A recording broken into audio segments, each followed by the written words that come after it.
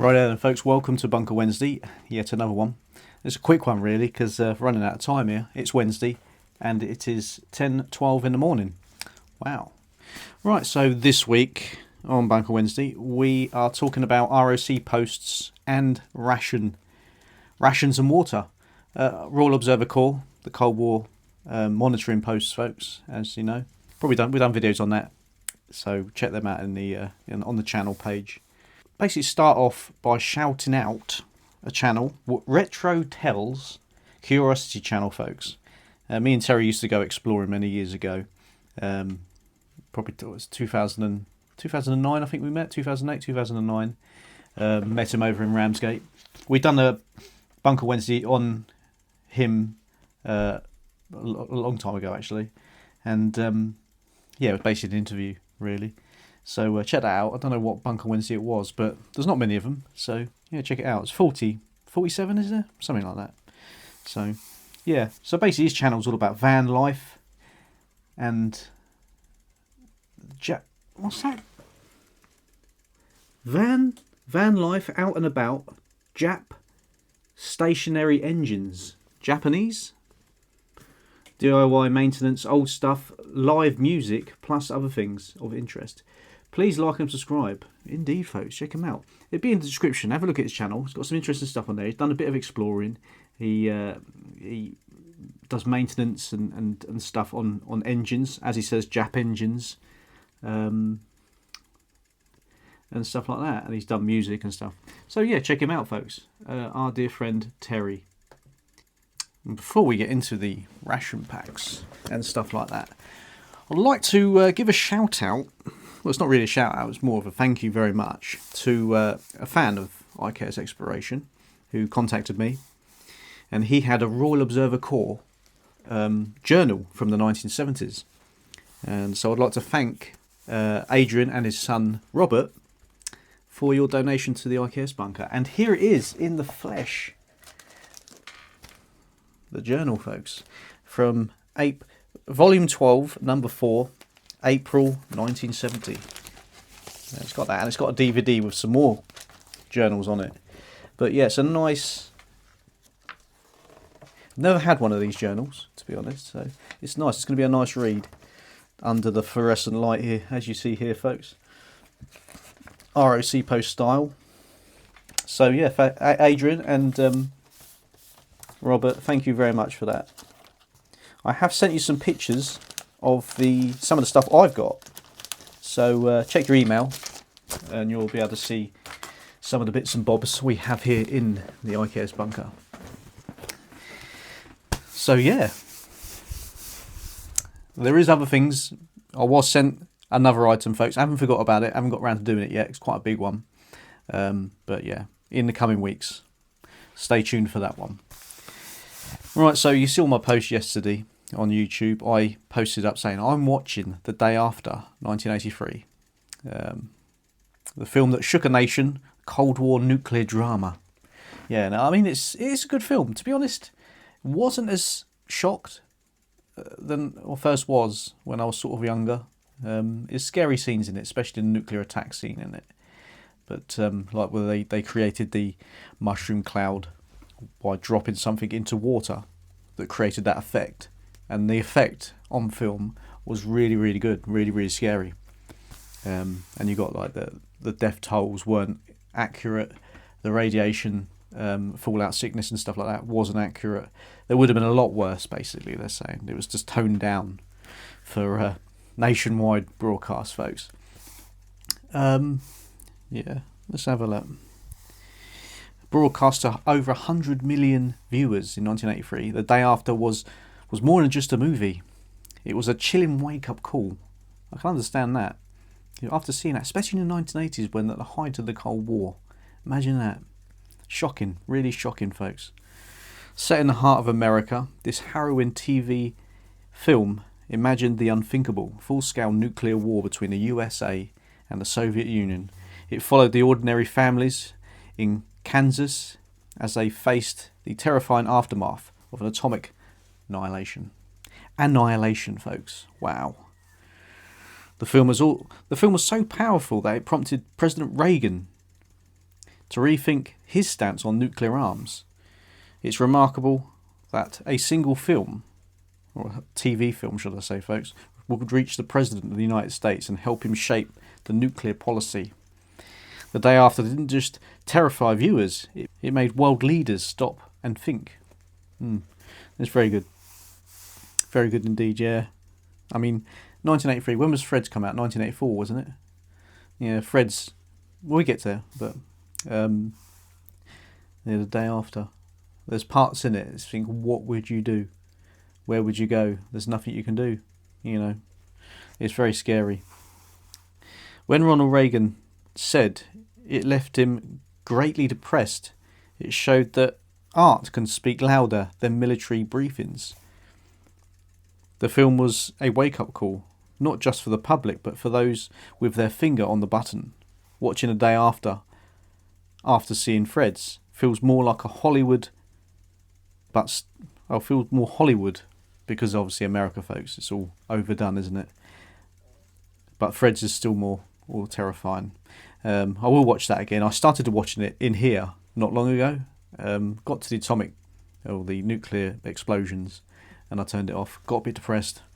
So you can tell it hit America hard in the 80s. Chilling stuff, especially when both films were warnings that still matter today.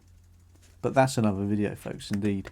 They're apparently remaking Freds, but yeah, who knows what that's going to be like. You know, we're going to get the 4-minute warning on your phone. I think that's pathetic. You see it, you think, it's a hack, innit? Then no one would bloody go and take shelter from a notification on the phone. If you hear the air raid sirens going off, stuff like that, that's serious stuff. Everyone knows what that means. So them decommissioning air raid sirens is stupid. In my opinion, folks, everyone's got their opinion. Please leave your opinion down in the comment section. Right, so let's talk about ROC posts and the rations they used to have. So, yeah. I've got my notes here. This is basically just so I know what I'm talking about, folks. Supply all the rations and stuff like that for the ROC post, mostly supplied by the Home Office and the MOD, packed for long life shelf. But obviously other members brought their own stuff as well, so don't forget that. So what we're talking here, we're talking made food rations. Here we go. Tinned stew, beef, Irish stew, meat and veg, tinned soup, tomato, oxtail, all that sort of stuff. Tinned fruit, peaches, pears, mixed fruit cocktails, folks. That sounds good, doesn't it? I'll get some of that stuff for here. Tinned rice pudding and custard.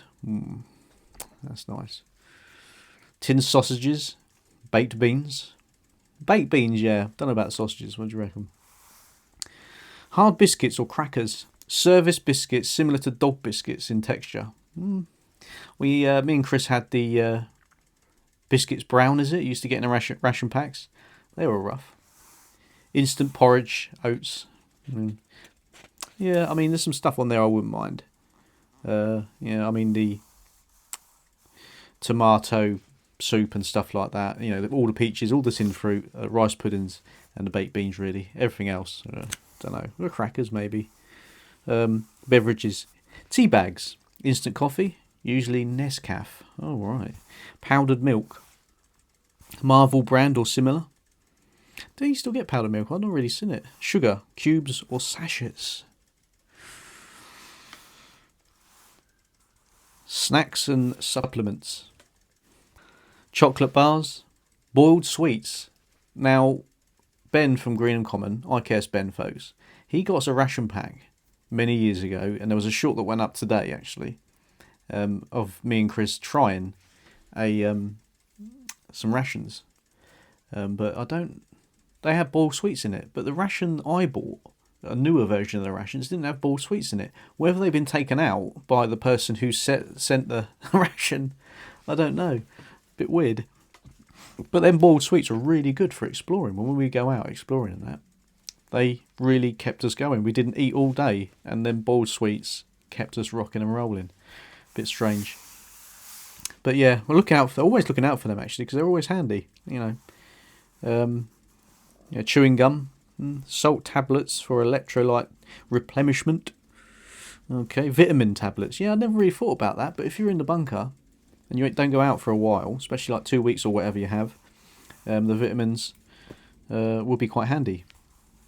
Multivitamins, especially if locked in for long periods. Water.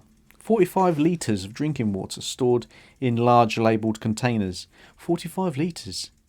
I would have thought they had more than that. How many people have you got in the post? 3 people. These last 14 days, is it? Yeah, don't know. Sometimes you get this stuff on there. It does sound a bit. But please leave your comments in the comment section, folks, and we'll discuss it down there. Indeed, we will. Well, this is quite interesting.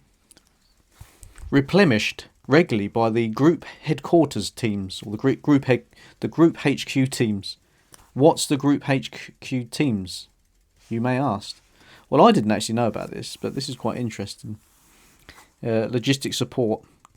Delivered and rotated rations and water at regular intervals every few months. Maintain stock levels of essentials like fuel tablets, batteries,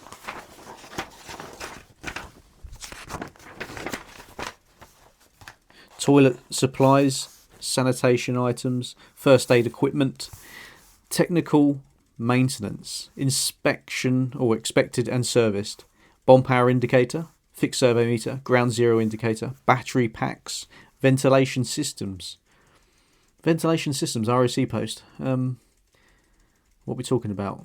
Late in the 80s, I think, just before stand down, they were trialling out the filtration with the crank attached to the vent.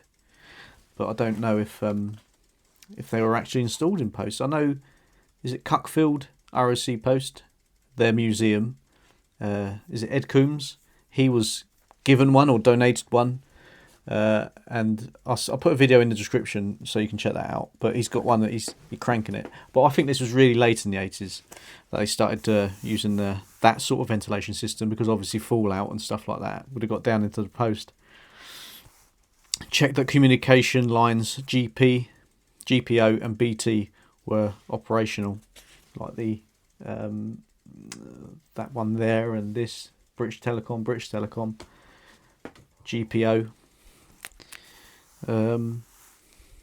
Structural inspections, checking for water ingress, damp, damage, ensure hatches, locks and seals were functional, inspected and cleaned ventilation shafts, sump pumps and escape hatches. Did any of this stuff actually get done? Because some of the posts, especially just before stand down, they were right old state, it seems, looking at some of the videos I've seen online.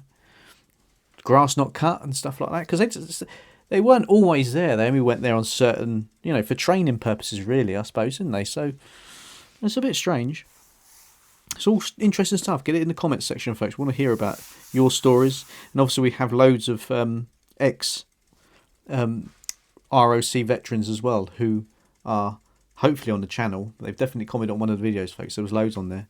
So please, if you was in the Royal Observer Corps, please leave your comment. Really want to know more about if this stuff I'm getting online is actually accurate. So yeah, we're talking about the Group HQ teams that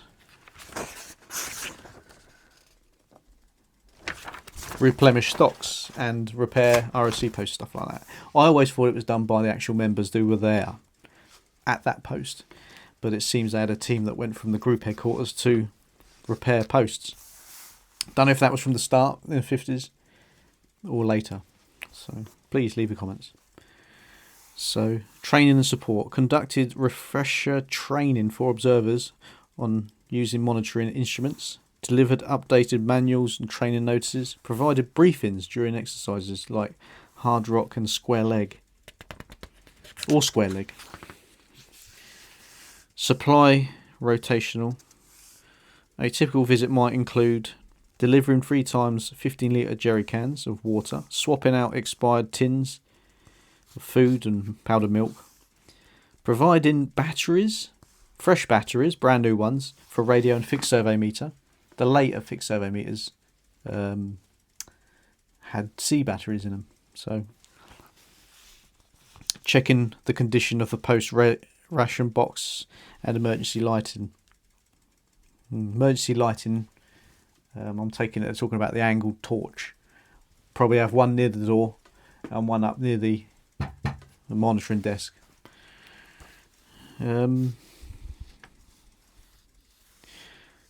So yeah, that's basically what happens. The group HQ team would go out to the post, I'm taking it, and they replenish everything in it. Make sure it's all working correctly, make sure it's all fully stocked, ready for war. So that's what they did. So we're talking back now to what we was talking about before, about the water. So this is interesting. I saw this come up on there, and I did query it, but it come up again. So what do you think about this? The water that was stored in the 20-litre jerry cans, I've got 3 of them there, were not stored in the monitoring room. They were stored, some say, in a toilet area or out in the hatch area to avoid contamination. That's a bit strange, isn't it? Sterilising tablets sometimes used for water purification. Cooking equipment, hexi cookers. I used them when I was in the army. Cadets. Don't get them anymore, do you? I think you can buy them, but they're not supplied to the army anymore. I remember the distinctive smell of a hexi block burning. Wow. Brings back the old memories of the army cadets.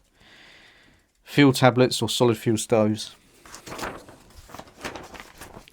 God, itchy nose there, folk. Metal mess tins. Enamel mugs. Manual tin opener, often attached by string. Basic utensils, all the stuff you get, a knife, fork and spoon and all that jazz, folks. Additional essentials, toilet paper. The original toilet paper.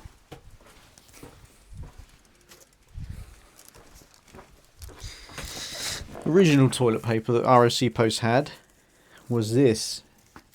It's like the tracing paper. You can hear it. Look at that. This is the original stuff from the 50s, I'm taking it. This has got government property written on it. I think that's all it says. Yeah, with a triangle. That's quite interesting. Nice asset there, folks. The IKS bunker. Sanitary towels, plastic bag for waste, disinfectant, matches or flint striker.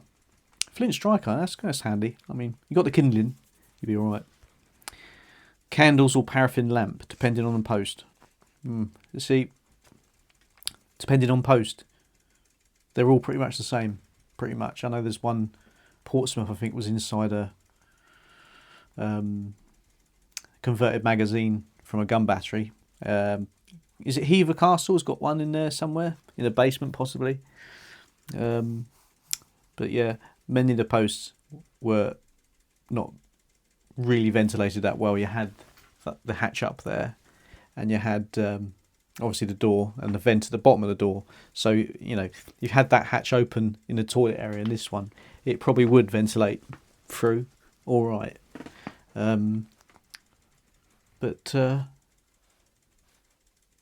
Yeah, I mean, carbon monoxide build up using stoves and stuff like that. So yeah, didn't know about this. They had a device attached to the ladder in the actual shaft, and they could use the stoves and stuff like that, and then all the fumes go up the shaft and out through there's another vent next to the shaft itself. So that was quite handy, but actually using stuff inside the post, inside the monitoring room, was not advisable, folks. You weren't even meant to smoke in there, especially in the later part when a lot of the posts were shut down and they only started using about 700 posts or whatever it was, 600, and they polystyrene all of the walls. Talk about fire hazard. But probably people did smoke in them because it was highly popular back then, wasn't it? No vapes there, folks. But yeah, I mean, if you lights, power went, battery's dead, candle, if the candle goes out while you're in there, I think that's the problem. if it's still a light, there's still oxygen down there. So yeah, I think that is it, folks, for this week. Quite interesting to talk about. I know it's been rushed, really, but next week we'll have a more relaxed one, probably. So yeah, leave all your comments in the comment section, folks. Be interesting to hear your thoughts on everything I've said. Interesting about the group headquarter teams that go around replenishing the posts and stuff like that, and the water supply not kept in the monitoring room because of contamination. Surely, both rooms, the toilet, the hatch, and the monitoring room is all the same. Maybe they're on about people coming down after going up to do the ground zero indicator papers, and there's fallout up there, possibly coming back down and then contaminating stuff. I don't know, because obviously the toilet door would be shut, wouldn't it? So that would be protected. I don't know, but I'd love to hear your thoughts on it, please, folks. And if there's people out there who are interested in Royal Observer Corps posts and stuff like that, and they want to know more of the actual post, that is, this book, brilliant book, check it out. There's some on eBay now at the moment. I think they are quite pricey, some of them, but you might find it was £22.95 indeed. So check that. And yes, thanks again to Adrian and his son Robert for the Royal Observer Corps journal from April 1970. Always it's going to be lovely and safe here, folks, in the museum and all that stuff. This is a list of rotor bunkers we've been to. All the ones in green are the ones we've done, and all the ones that haven't been highlighted are all yet to do. So yeah, thanks very much for watching. Check out all that stuff, and see you later.